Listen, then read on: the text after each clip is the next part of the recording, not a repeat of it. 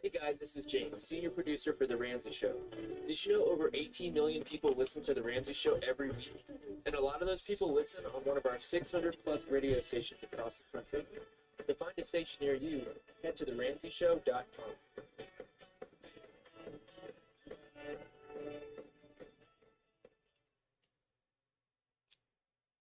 And Ramsey Show over. After show beginning. My stats here. Internet's seeming kind of slow, but Streamlabs reports it's okay. So we'll just wait a few minutes and then we'll get going here. What did I want to? Oh yeah. Oh, email. Email about anything. Coach money@gmail.com.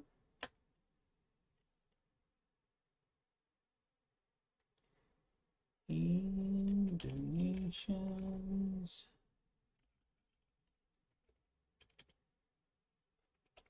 PayPal.me/coach.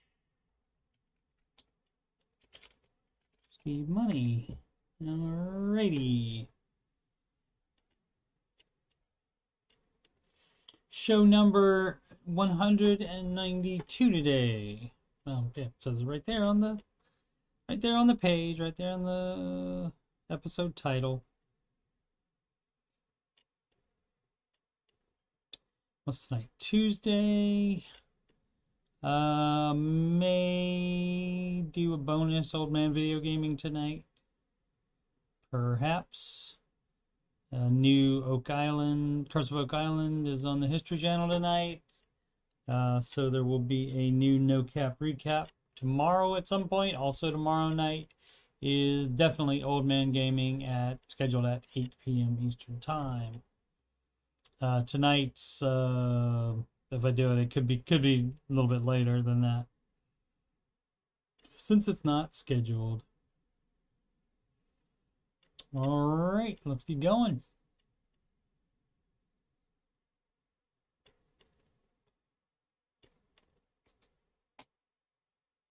Do the theme song.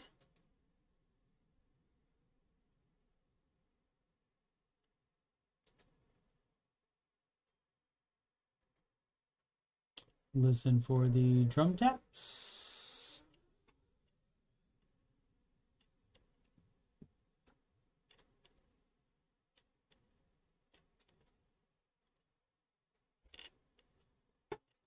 Like all plans, it starts with step one. $1,000 emergency fund. Step two, you pay off all your debt. Except mortgage, we don't do that yet. So pay off your consumer debt. Every one of the charges, from smallest to largest. Baby step 3 is next. Full emergency fund of expenses. Stay gazelle intensive. His name is Dave Ramsey, and this is his plan. And I hope to meet him. I admire the man. I've messed up in my life, but these steps have made it right. That's why I coach, and why I host this after show. If you don't like results you're getting now, then you should do the baby steps, just like Maddie Bags. If you want to have financial peace, then you should do Dave's baby steps. Step 4 is when you can take a breath and go less gazelle and invest. Step 5 is to save for your kid. No student loans at all for college. 6 is to pay off your home. Step 7, build your wealth and don't keep it all yourself. And you've lived like nobody else. Now you get to live large, and now you get to give large. His name is Dave Ramsey, and this is his plan. And I hope to meet him, I admire the man. I've messed up in my life, but these steps have made it right. That's why I coach, that's why I coach, and why I coach this YouTube show. If you don't like results you're getting now, you should do the baby steps. And if you want to have financial peace, then you should do Dave's baby steps. Trumpet, take it home.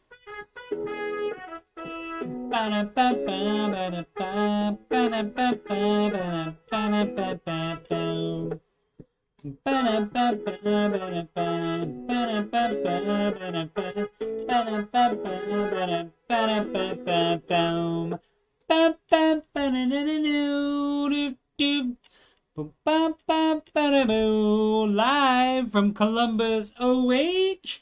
It's the Ramsey Show Aftershow show brought to you by Tina Share, the Queen of Sheba.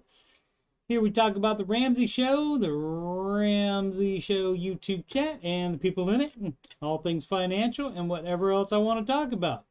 I'm your host, Coach Steve Money. I'm certified Ramsey Solutions financial coach, and you can schedule a free consultation assessment with me at calendly.com/Coach Steve Money. That's calendly.com/Coach Steve Money. The link is at the top of the chat, and it's also in the video description. You can email me about anything, yes, anything, at CoachSteveMoney@gmail.com. Be more than happy to chat with you about anything. You can reach me on the Grump. Add me on the Grump. That's Instagram, Coach Steve Money, no spaces. If you'd like to donate to the channel so I can make it better, paypal.me/Coach Steve Money. All right, let's check into the chat. What up, Casey? What up, Sid? What up, Judy Pine? Thanks for the IO. Let's see what we have going on today. It's Ramsey Show host on an all-new show in the year of our Lord 2022. We're Dave Ramsey. You probably heard of him. He had a book come out today called Baby Steps Millionaires, and you can order that for that's $20 on their store by clicking that link right there, and then books. And Dave's also the author of Total Money Makeover as well. And the other co-host was Kristen Ellis got introduced today. She's a new personality, and seems like she will be dealing with student loan debt. So welcome her aboard. But the other co-host was friend of the after show, author of Redefining Anxiety, author of Questions for Humans. It's a fun card game.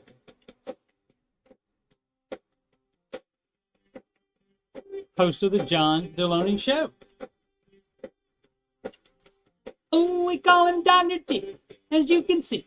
But his parents named him John Deloney. Oh, he's got 2 PhDs, 2 more than me. Plus, he's got some other certs. John Deloney, never gonna stop. Gives advice, such a brilliant mind, he always sorts it out. Has the cloud of the healing kind. John, woo! John Deloney. Ooh, he takes a call and then he twirls his pen and he saves the day again. John Deloney. Ooh, this dude has got got some range. Season of change is what you're going through, says John Deloney. Never gonna stop, gives advice. Such a brilliant mind, he always sorts it out. Has the clout of the healing kind. John, woo! John Deloney. John Deloney.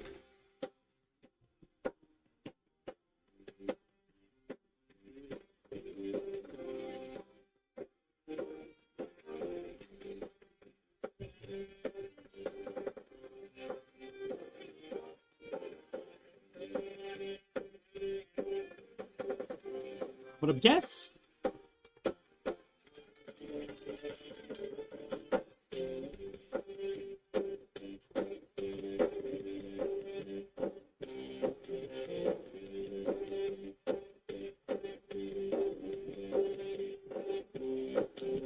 Oh, I said a brilliant mind, anxiety redefined, and put in a quick read by John Deloney. Wealth and hellness has to face, they did not place, but they probably still had fun with John Deloney. Never gonna stop, gives advice. Such a brilliant mind, he always sorts it out. Has the clout of the healing kind. John,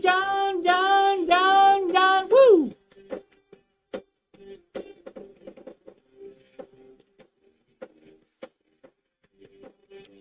John Deloney. John Deloney. John Deloney. John Deloney. Alrighty.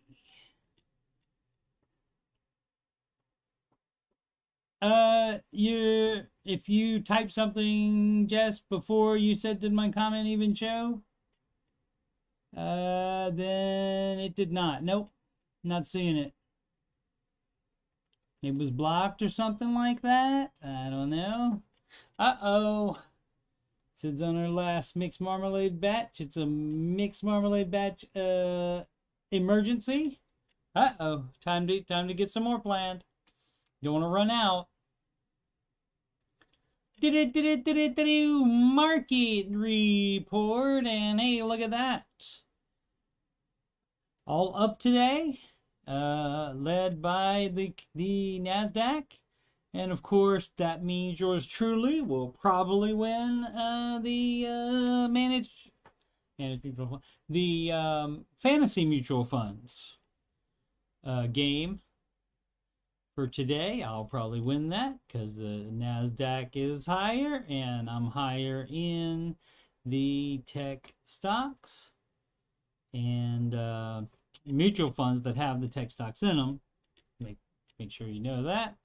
But everything was up almost at 1%. The S&P 500 and the Dow Jones at about 0.5%. Let's see if that got back up to, no, not back up to a new high for the S&P, and definitely not going to be enough for a new high. Oh, where is it? Uh-oh. Oh, that was just today. Yeah, that was just today I was looking for looking at on that first screen. The high is going to be right there, November 19th, 16057, and it is quite lower than that. So hopefully that will be coming back. Let's see, what else do we have to say about any of this stuff? Small cap index up 1.05%. And as far as a high on that, that was also back in November. That's November 8th. And that's a 2442, and it's at 2194 today. So if we got earnings, let's see. Probably because I referred to some trolls on the end of the Ramsey chat as, yeah, as idiots. Okay. Yeah, idiot could be one of the banned words on YouTube. I didn't add that in personally, but that could be on the that could be the standard YouTube list that we don't have access to. So yeah, that came through. We got it. Grapefruit and Satsuma. I don't know what Satsuma is. Somebody will have to explain that to me.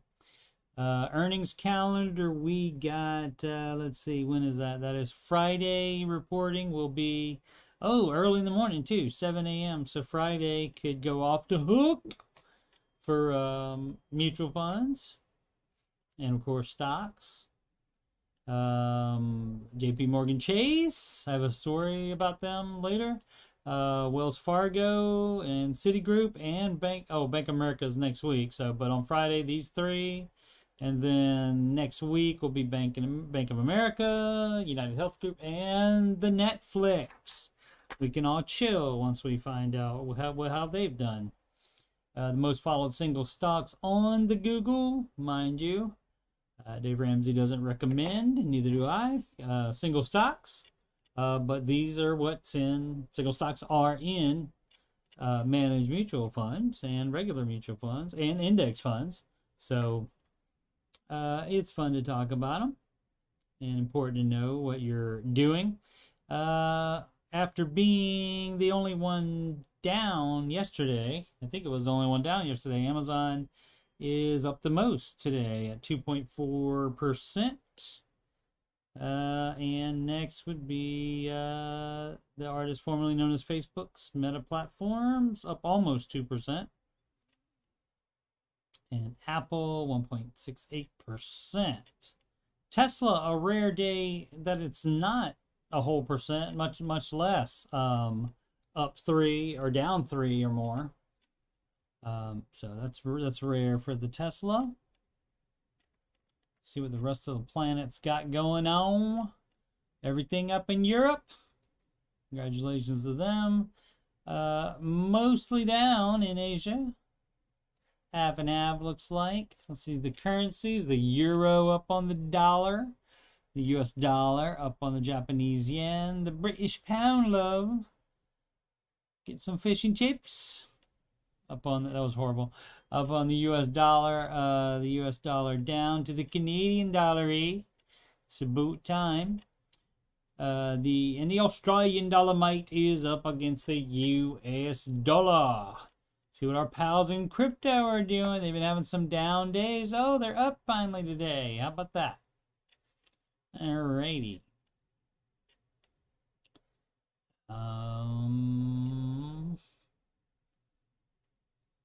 We got this from Market Watch. S&P 500 snaps 5-session skid. NASDAQ leads stock indexes. Should be indices. I guess indexes is fine too, but indices is much more fun word, and that is spelled INDICES, indices, and that of course is the plural of index. Lead stock index closed higher after Powell's testimony, and where do I have that? I have that as well. Fed's Powell, he's the chairman of the Fed. High inflation poses a threat to job market. And so he warns that high inflation could make it harder to restore the job market to full health. So the Federal Reserve Chair, Jerome Powell, said that the Fed will raise interest rates faster than it now plans if needed to stem surging prices. They were planning on 3 interest rate hikes this year. And so he said they'll do it faster and perhaps more if need be. Because so that's gonna be what am I trying to say? The interest rates being lower makes more inflation, according to them anyway. Let's see what we have. Oh, we have this is Kelly's nachos that she gets. From her, she thinks they're like $8, and she gets those from a local place by her, and she has these on a lot of Fridays, and they look very yummy. I'm gonna have to get myself some.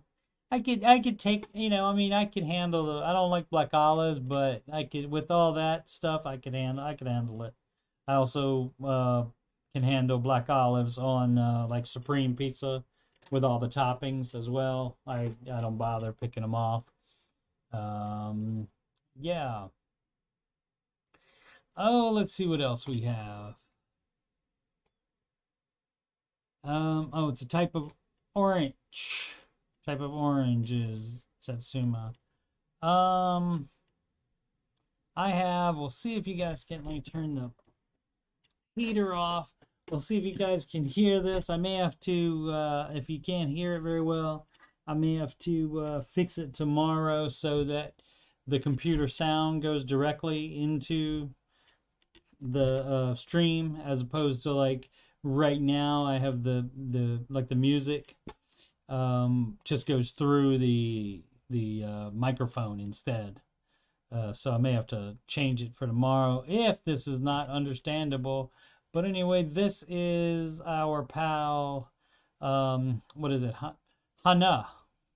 And so it's basically, it's not as far from Hannah as she originally told us.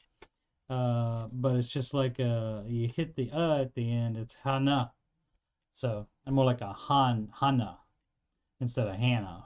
It's Hana. So, but this is, anyway, this is her talking. If you're interested in this, we'll see. We'll see how good it comes through. Hi YouTube friends. You always wonder how I pronounce my name. And this is how. Hi, my name is Hanne, and I'm from Norway. Also, hygge was a word that was asked about today. Yeah, the hygge word was also asked about today, she said. So I'll give that a listen. How was that? Can you guys hear that? I'll give that a listen later and see if that went through. If it didn't, I'll change it so that we could do that. Casey, stop asking about get rich quick stuff. This from CNBC, Jamie Dimon. He is the longtime CEO and chairman of JP Morgan Chase. I told you I had stuff about Chase. He said the U.S. is headed for the best economic growth in decades. He said his confidence stems from the robust balance sheet of the American consumer. He said while the underlying economy looks strong, stock market investors may endure a tumultuous year as the Fed goes to work. Okay, so there you go. But he thinks there'll be good economic growth coming. From Fox Business, look, we have this guy was on Fox Business earlier today. And you can watch the video if you want. I'm going to stop it. I don't think I'm allowed to play that. But Dave Ramsey said, how to become a millionaire. Best-selling author reveals the most powerful wealth-building tool. I wonder what that could be. Personal finance expert and best-selling author Dave Ramsey on Tuesday provided tips on how to become a millionaire, stressing that the number one most powerful wealth-building tool that the typical person has is their income. So if you guessed their income, you were right. The author of the new book titled Baby Steps Millionaires, I think we've heard something about that, which reveals how ordinary people built extraordinary wealth and how others can as well, offered the tips on Mornings with Maria on Tuesday. Ramsey, a #1 best-selling author and the host of The Ramsey Show, emphasized that anyone can become a millionaire no matter their starting point. He noted on Tuesday that the average family is paying $1,200 a month in non-mortgage debt and stressed that it's important to break the back of the personal debt, which is often tied up in car payments, student loans, and credit cards. You free that up and put that in your 401k, that turns into $1 million in just a few years. All right, that may be a slight exaggeration on his part. Ramsey said on Tuesday, noting that he had discovered this while studying millionaires for his book. We did the largest study of millionaires ever done in North America, over 10,000 of them. The research was airtight, and we found very simple things for the first $1 to $5 million of net worth. They fully funded their 401ks, took advantage of the match and the Roth IRA, went into individual Roths and good mutual funds, kind of boring, and they paid off their house. And they look up and they're 46 years old, or they are 36-year-old, or sometimes 56 years old, and they've got $1 million in their retirement, $500,000 paid for a house, and that's their first $1 million of net worth. There's about 15 million of those in America, he went on to note. Ramsey also stressed the importance of living on a plan. No one wins at anything, your marriage, your kids, your life, your business, without aiming at something, he told the host. There's a whole series of actions that you engage in intentionally, and in personal finance, that's called a budget. Telling your money what to do, he added. He wanted to stress that in a business, we have to tell our money what to do. We have to have a desired future for the profit and loss for the quarter, and we're aiming at things, and we have strategic moves to do that. Ramsey went on to say, in your personal life, it's the same thing. He stressed the importance of getting out of debt, building an emergency fund, and contributing to a 401k. I know it's not as sexy and glitzy as talking about Bitcoin. It's kind of boring, actually. The difference is it works every time, Ramsey stressed. As it pertains to cryptocurrency, Ramsey told the host that he thinks it's kind of fun and he enjoys following it, but it's an anomaly. It shouldn't be a big part of a personal finance plan to build wealth. It can be a small part for entertainment.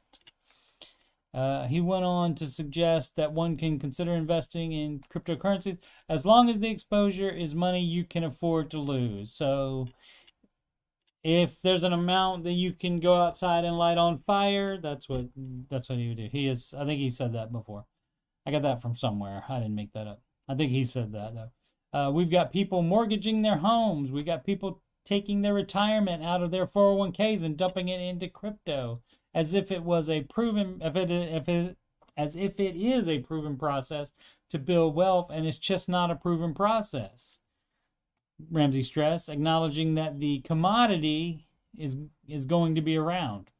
Okay, Bitcoin has been bouncing around this year, with prices hovering above 42,000 on Tuesday, after briefly dropping to the lowest level since September 2021. The dip comes as investors. That's not about day. Okay.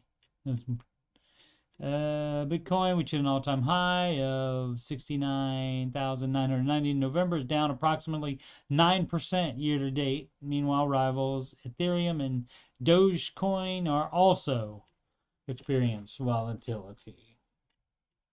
And there's also 8 billion different kinds of cryptocurrencies. So which one is the correct one? We don't know. See what Sid say. If you mean by gold rush, you mean the trend that will make very few people rich and many people will lose their money, then possibly. Indeed. Indeed.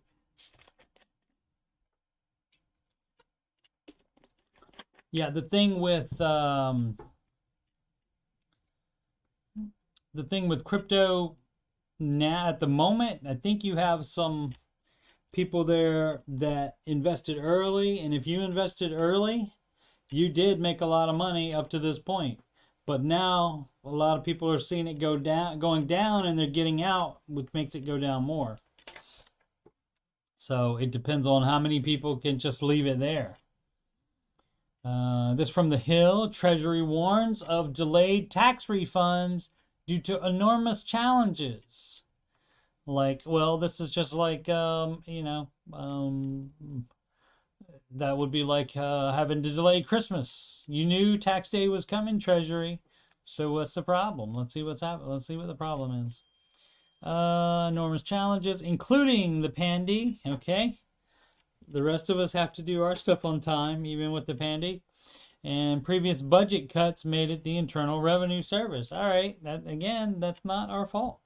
Treasury officials told reporters during a phone call. I am The Hill. I am available for proofreading. Charge very reasonable rates.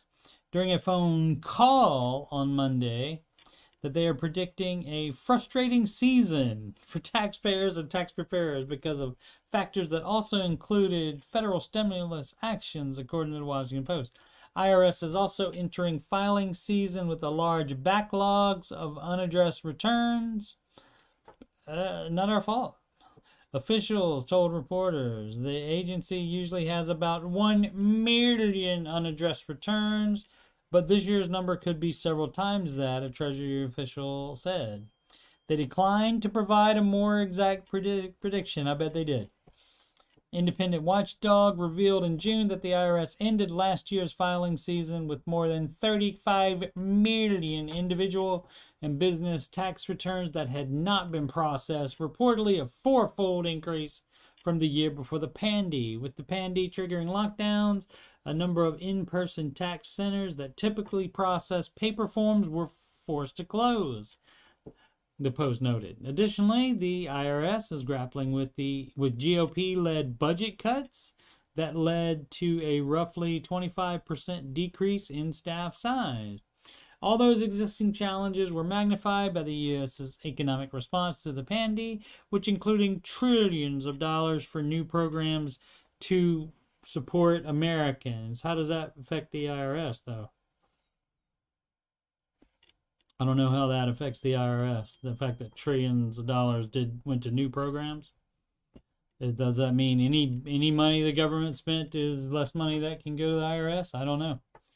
The commissioner of the IRS said that Pandy continues to create challenges, but the agency reminds people there are important steps they can take to help ensure their tax return and refund don't face processing delays.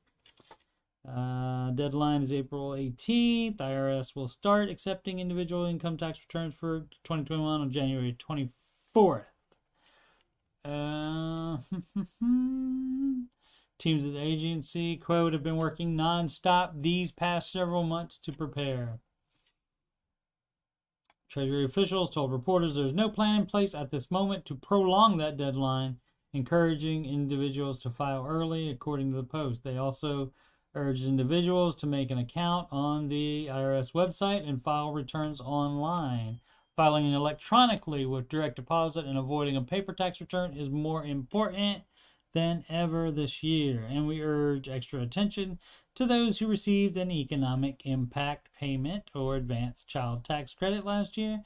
People should make sure they report the correct amount on their tax return to avoid delays. Alrighty. This from Vice. Post office auctions $8 million worth of mail annually, has no idea what it's selling. Whether it's Pokemon cards, swords, or gift cards, the USPS Mail Recovery Center can accommodate all your shipping needs. Every year, the USPS auctions millions of dollars worth of undeliverable mail, an amount that could likely be far more if the USPS had any idea what it was selling, according to Postal Service documents.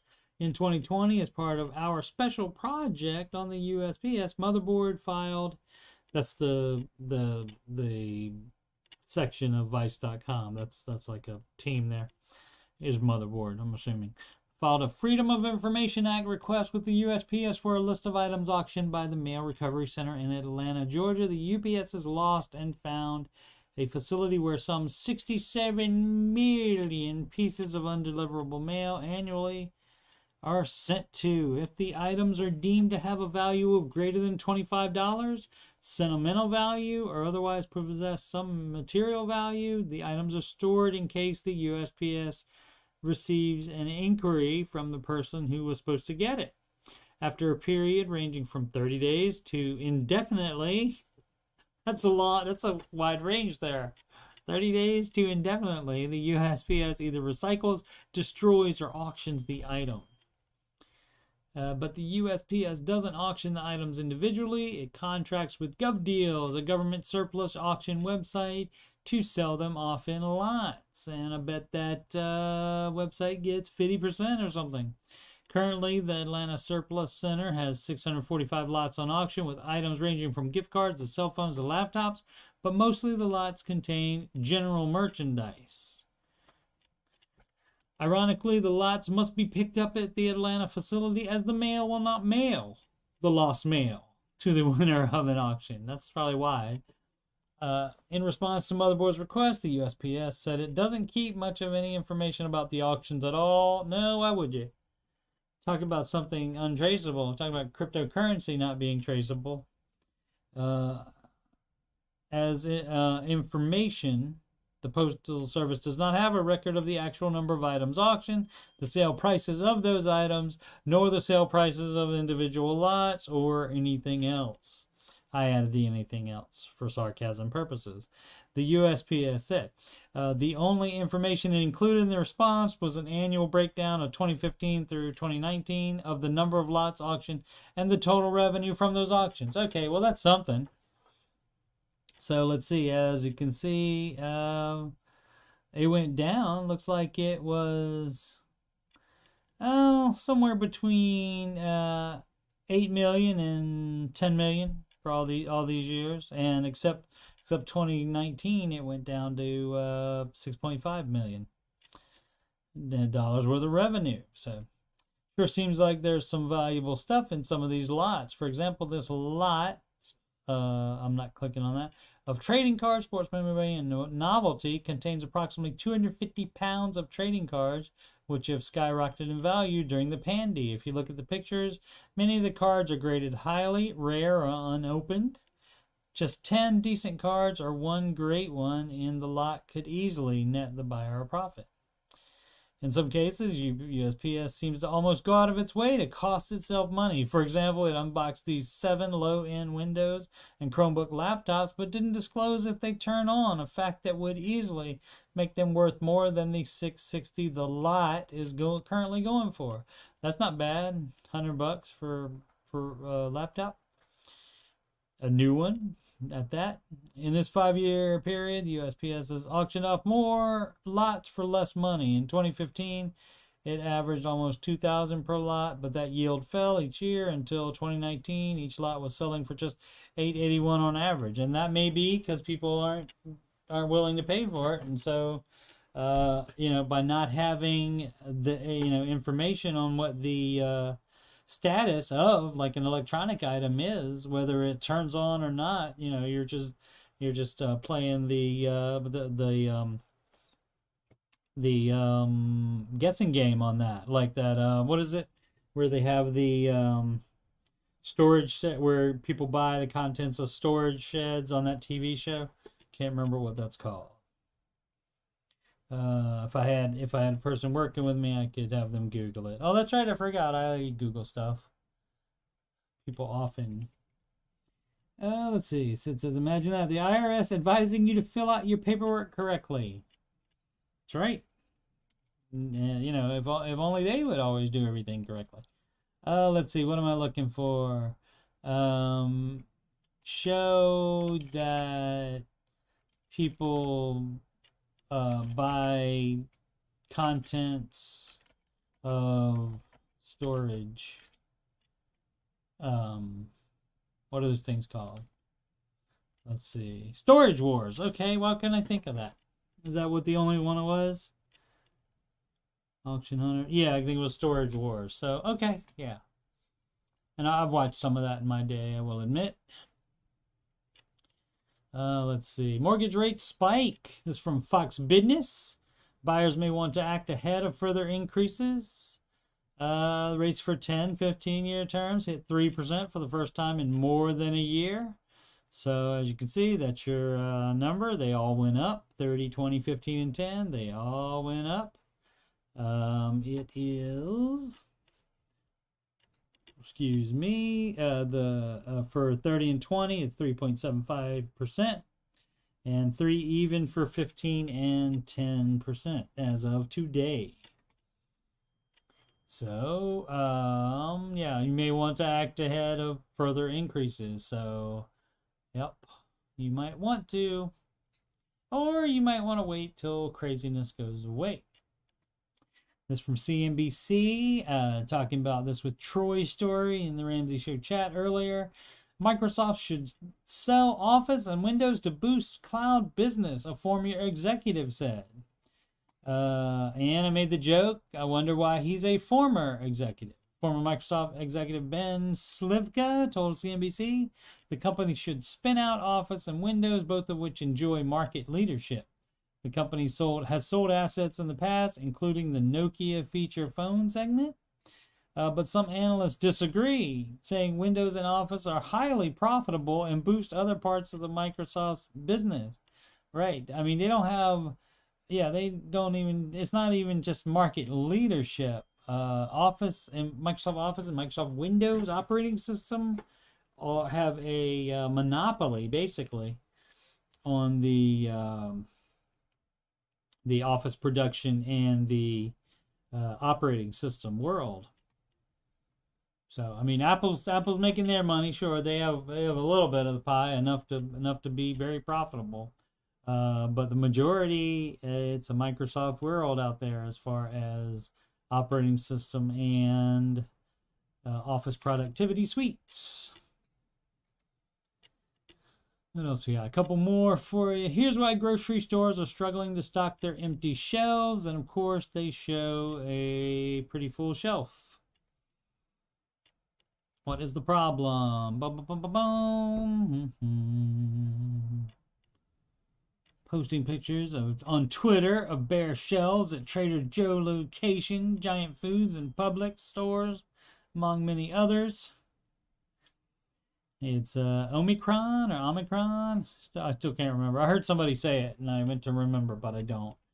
As a highly contagious variant of the Pandy virus continues to sicken workers, it's creating staffing shortages for critical functions like transportation and logistics, and raising cane staff and everything else. So everybody's staff, which in turn are affecting delivery of products and restocking, and that's called supply chain. So we knew all this before. We covered all this in the summer. We would expect more supply challenges over the next 4 to 6 weeks. Okay, maybe longer than that even. Haven't in Columbus, Ohio. I have not seen any shelves look like this.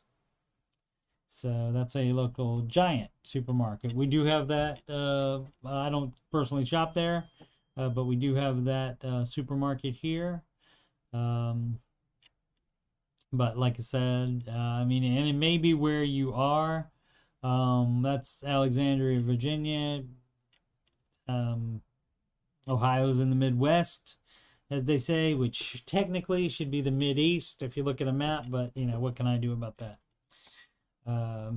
Mideast is a different thing, I guess. So, ongoing shortage of truckers. Yeah, we've been all through this. Oh, weather, too. Then you get out of the summer and you get into the winter, and then you have weather on top of it.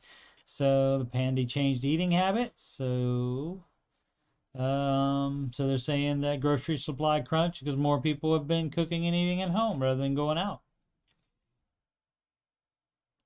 All right. Pre-Pandy, you might have seen 5 different varieties of milk across the front row and 10 cartons deep. Now it'll be 5 across and maybe 2 rows deep.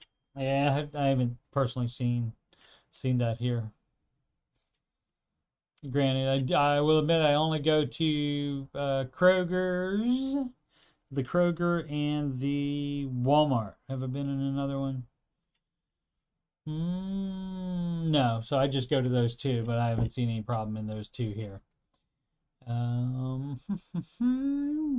This from technofog.substack.com. This is new documents reveal early beliefs that SARS-CoV-2 was engineered and how debate was shut down to protect science. I don't get too much into this, but basically these people found when the start of the Pandy came out, the CDC and government was like, no, it wasn't created.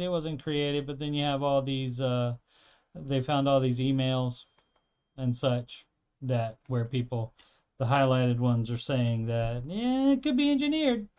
So, but they were saying nobody was saying that. So that's the way that goes. And speaking of our friend, what is it? Hanna in the Norway, the undersea cable connecting Norway with an Arctic satellite station has been mysteriously severed. The cable, maybe that's why her internet was having problems today. The cables run through a highly strategic stretch of water near where the Barents and Norwegian Sea meet. Is that the Barents Strait? I thought it was Bering Strait. Let's see, Steve Google stuff. I thought it was Bering Strait.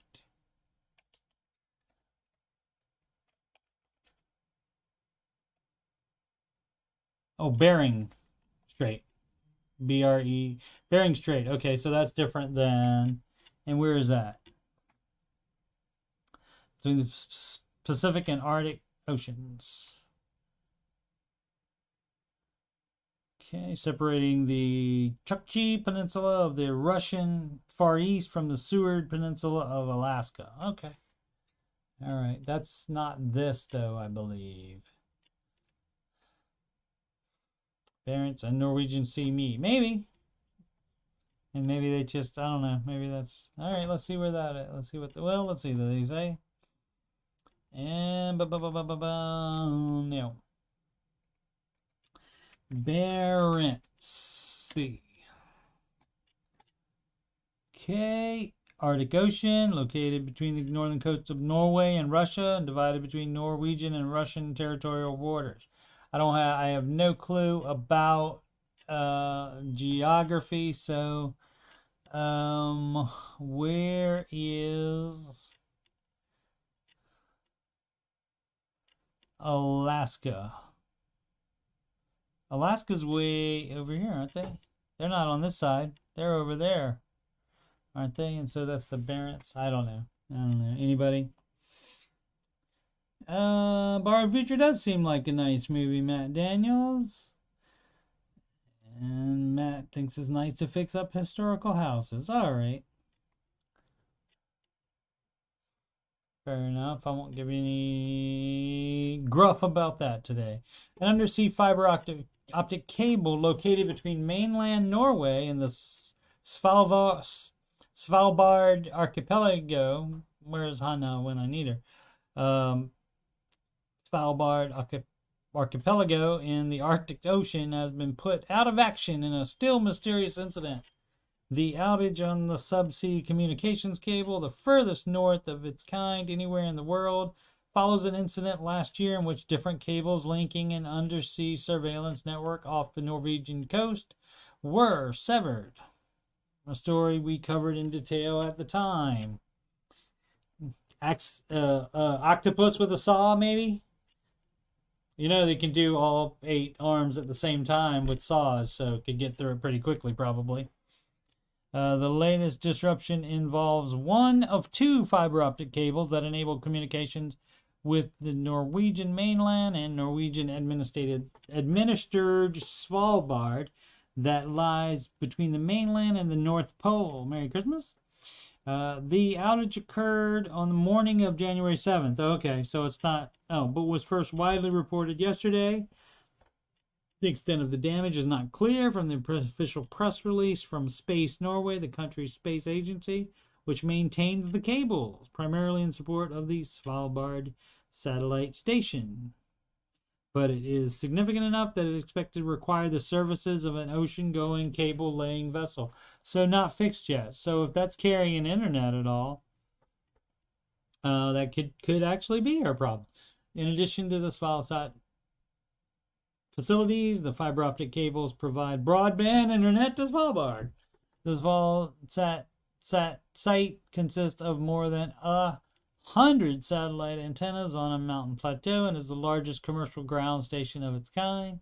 Being located between mainland Norway and the North Pole means that Svalsat is in much demand, with operators of polar orbiting satellites being one of only 2 ground stations from which data can be downloaded from these types of satellites in each of the Earth's rotations. Okay, so I will get more information from her tomorrow to see how far she is from Svalbard. And if she knows anything about that. Because she was definitely complaining about her internet today. And that is it. Again, Storage Wars was what I couldn't remember when I said. Oh, storage units is what I was thinking of. And if I'd thought of that, maybe I could have thought of the other thing. Alrighty.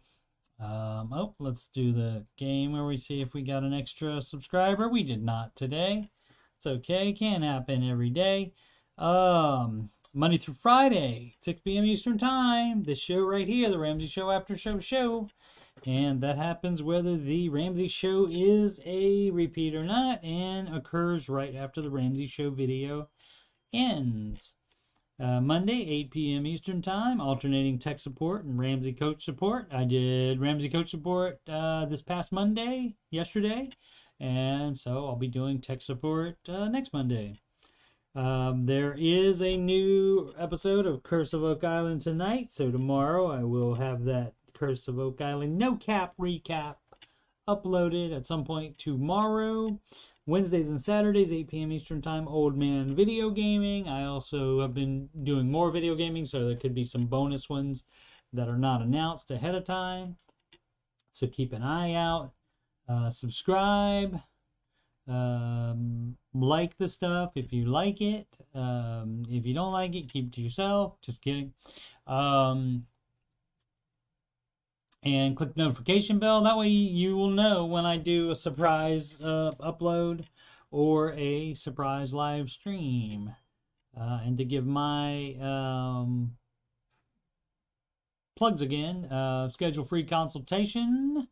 You can click that button on my YouTube banner, and that will take you to the website, and you click on Financial Coaching Consultation Assessment, and you go there and you pick the day, and you click on the day you want, and then you click on the time you want, and Calendly.com will let me know when that is, and we will make it happen. I'll get in touch with you and let you know what financial information I need ahead of time, and we will make it happen and make your life better, possibly.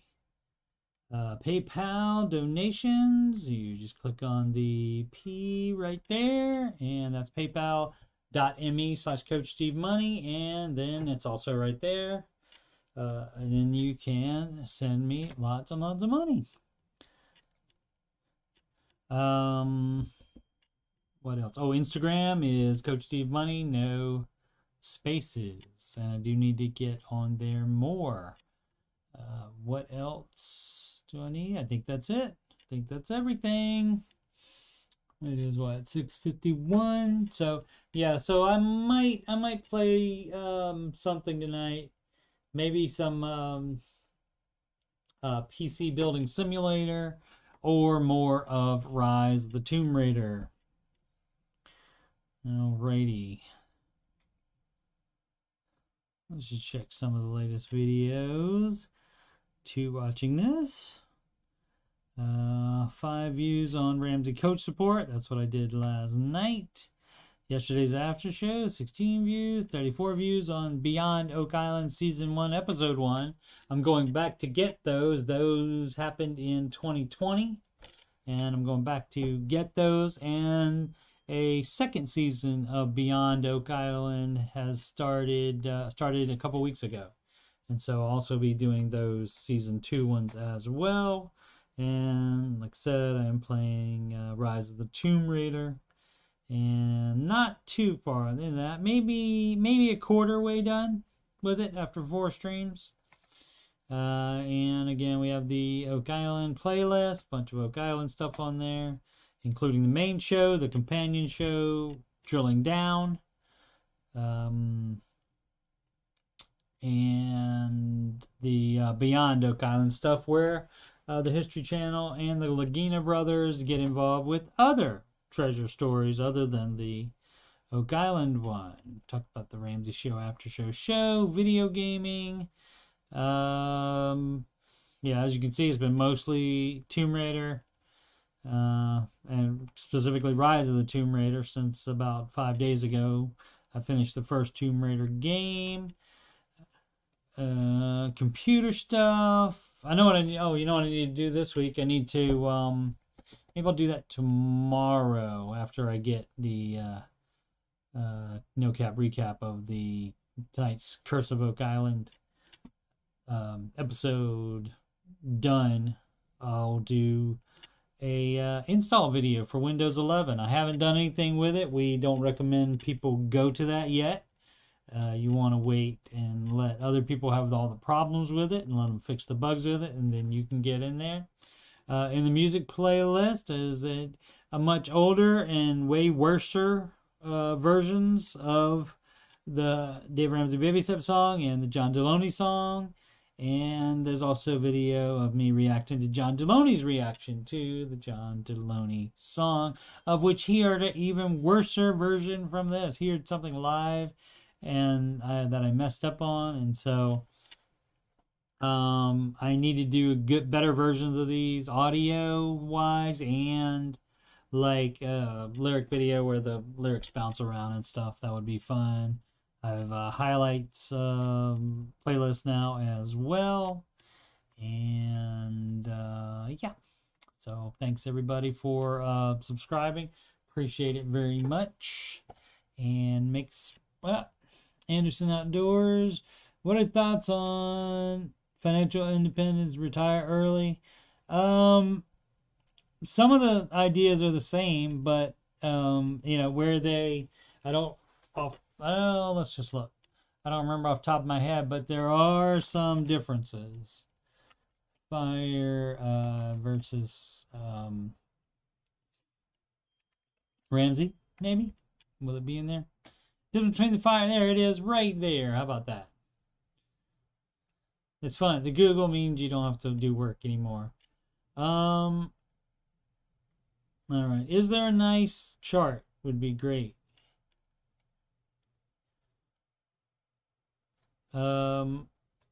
Okay, it tells you the baby steps. Okay, so it's just going to compare the baby steps to fire. Let's see what fire is.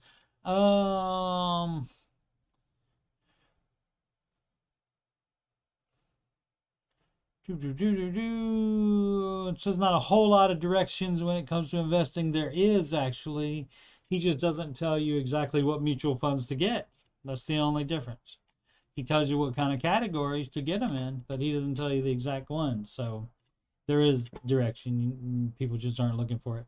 Let's see, the contracts for the FIRE movement, which is financial independence, retire early, where there is not a lockstep order in which to attain financial independence, rather accumulation of ideas and principles that when added together lead to financial independence. So, which automatically isn't going to work for a lot of people, because a lot of people need to say, do this first, need to hear, do this first, do that, then do that, then do that. So, and if you just give them, okay, do all this stuff, then like nothing gets done.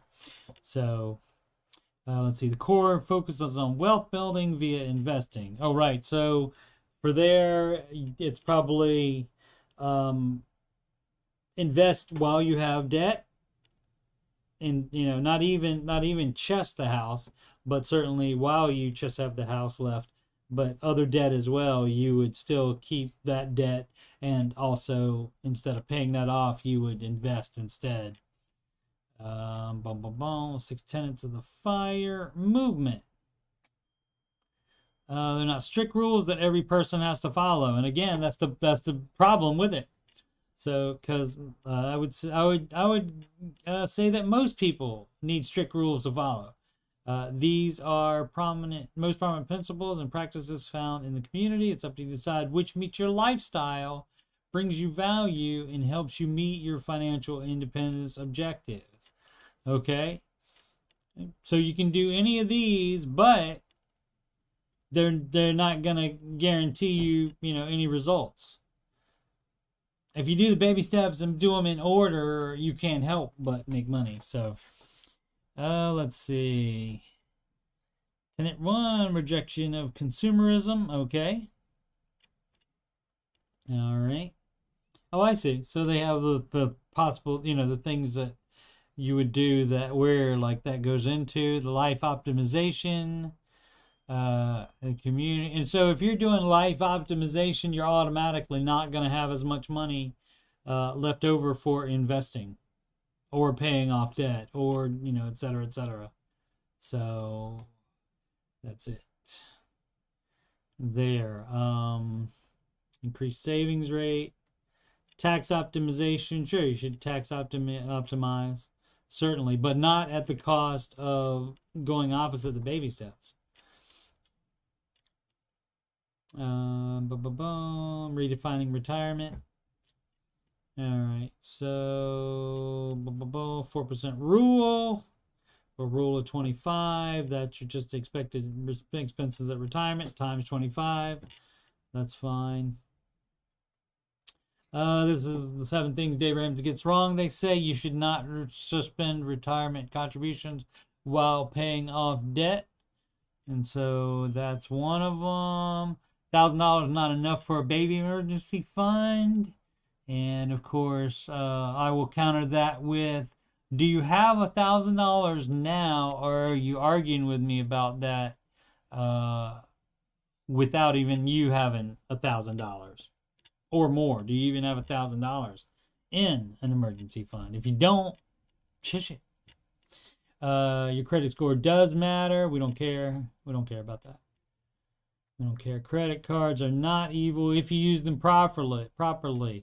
A very small percentage can use them, quote unquote, properly. Credit cards have been proven to make you charge more, make you spend more.